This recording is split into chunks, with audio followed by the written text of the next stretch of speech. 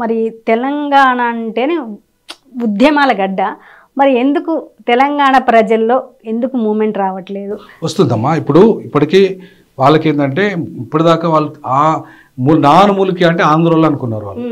వాళ్ళకి ఇంత అంటే ఈ రకంగా స్టడీ లేదు. చెప్పిన ఇప్పుడు 2013లోనే కామన్ క్యాపిటల్ వద్దు, సెకండ్ క్యాపిటల్ చేయండి హైదరాబాద్ అని చెప్పిన.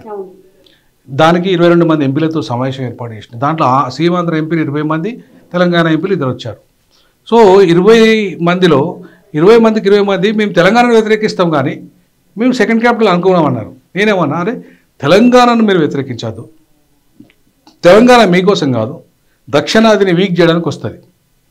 మా తెలంగాణ అమరవీరుల కోసం అంతకన్నా కాదు. అది కాంగ్రెస్ అయినా బీజేపీ అయినా ఉత్తరాది పార్టీలు రెండు కూడా.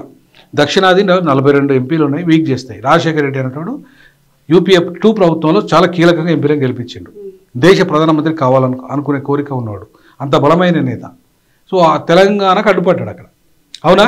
ఎందుకంటే సౌత్ ఇండియా వీక్ కావద్దనే ఉద్దేశంతో ఇవాళ సౌత్ ఇండియా తెలంగాణనిచ్చి సౌత్ ఇండియాని వీక్ చేశారు. వీక్ చేసి మరి ఉత్తరప్రదేశ్ ఎందుకు విభజించలే వాళ్ళు?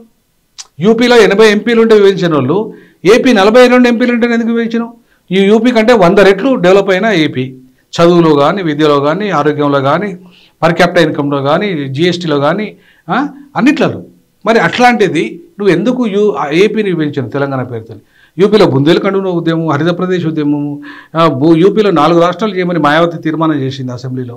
అయినా యూపీని నువ్వు విభజించాలి. ఎందుకంటే మీకు భారతదేశ ప్రధానమంత్రి మీ చేతిలో ఉండాలి, రాష్ట్రపతి మీ చేతిలో ఉండాలి, ఉపరాష్ట్రపతి మీ చేతిలో ఉండాలి, స్పీకర్ మీ చేతిలో ఉండాలి, కేంద్ర మంత్రి ప్రభుత్వ శాఖలన్నీ మీ చేతిలో ఉండాలంటే ఉత్తరప్రదేశ్ మీ చేతిలో ఉండాలి.